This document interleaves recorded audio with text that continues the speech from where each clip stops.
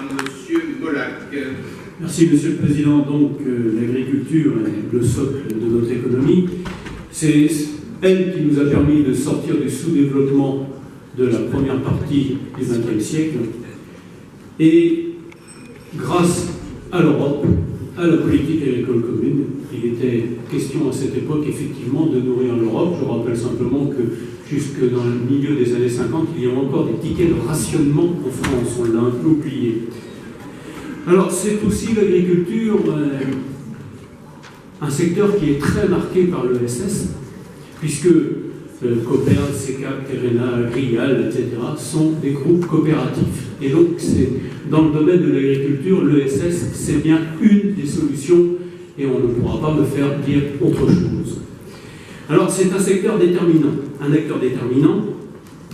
L'État, d'ailleurs, vu la crise agricole, a décidé de mettre 800 millions pour l'agriculture. La région y prend sa part. Je pense évidemment au plan porcin, avec la plateforme de commande. Je pense que c'est effectivement quelque chose de nécessaire de regrouper nos acteurs pour faire front et pour pouvoir faire poids tout simplement sur les marchés. La région met le poids également sur l'installation. Elle a tout à fait raison. 80% des agriculteurs ont plus de 40 ans. Donc, beaucoup vont partir à la retraite et il est évidemment nécessaire aujourd'hui d'appuyer considérablement sur les installations, avec entre autres les JA et la bonification. La rénovation des bâtiments, deuxième pilier d'APAC, c'était multiplié par 2 et donc nous en avons besoin. Alors, pour les économies d'énergie, pour la lutte contre les gaz à effet de serre et la mise en place des énergies renouvelables, c'est quelque chose de primordial. Notre parc de bâtiments vieillit et il est nécessaire de le rénover. La montée en gamme, avec les signes d'identification de qualité d'origine, c'est aussi primordial. C'est lié à ce que je disais tout à l'heure à propos du produit en Bretagne et de la nécessité que nous pouvons avoir, et je dirais, nous allons pouvoir nous servir de l'attractivité de la Bretagne, du fait que ce soit une des régions, la région de France la plus connue dans le monde, pour être clair, à part Paris, pour pouvoir développer des gammes qui nous permettraient effectivement de dégager des revenus. Alors, sur le bio, j'avais bien entendu la dernière fois notre vice-président, je crois que nous avons un sous-développement du bio. Alors, il y a 2 raisons à ça. D'abord, on sait bien que l'offre fait aussi augmenter la demande. Aujourd'hui, quand on fait par exemple du porc bio, on fait une commande, on n'est pas sûr de l'avoir, donc on finit par être fatigué et on va sur d'autres produits. Donc là, augmentation de l'offre, ça provoque plus de demande. Deuxième chose, le bio a une possibilité que non pas ceux qui sont sur le marché global, c'est-à-dire que si on a 1% de production, on sait bien que ça fait 10% de prix en moins. On peut très bien, dans ces cas-là, déclasser une partie de la production. C'est ce que font par exemple les éleveurs de comté. Ils savent qu'ils ont tant de meules à faire. S'il y a un peu de blé qui reste, on le met sur le marché. Alors on n'a plus la plus-value, c'est vrai, mais quand ça permet de tenir les prix, eh bien évidemment, on s'y retrouve.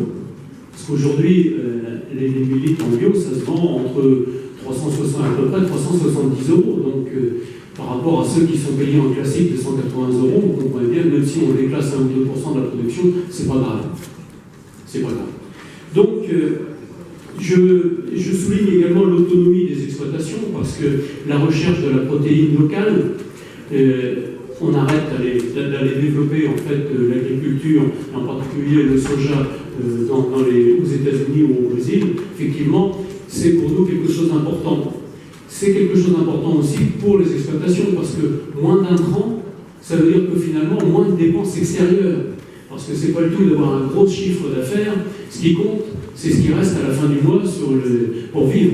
Et donc, quand on a beaucoup d'intrants, on a souvent un chiffre d'affaires important, mais ce qui reste, c'est le bénéfice. Et c'est ça l'important. Donc, l'autonomie des exploitations, je crois que c'est particulièrement important. Donc, je souligne également la volonté de replanter 4000 hectares de bois. C'est particulièrement important, alors évidemment pour le réchauffement climatique, évidemment pour les équilibres écologiques, mais aussi tout simplement pour la filière bois, qui est une filière qui est très développée. Je pense à des entreprises en particulier que j'ai visitées, comme Chaussot par exemple, au Saint-André, ou Marcadet, sont des entreprises qui travaillent avec du bois local. Et si si on n'a plus ce bois local, ce sont des entreprises qui disparaissent. Donc la gestion de la ressource est particulièrement importante. Donc évidemment, nous voterons pour ce programme. Je crois que la région a bien identifié, la montée en gamme est particulièrement importante. Ça peut nous permettre effectivement de trouver de nouveaux marchés, y compris à l'export. Et je tiens à souligner aussi, pour avoir visité un certain nombre d'abattoirs, combien la population qui y travaille est une population courageuse, qui mérite tout notre respect, et ce ne sont en aucun cas des tortionnaires d'animaux. Je vous remercie.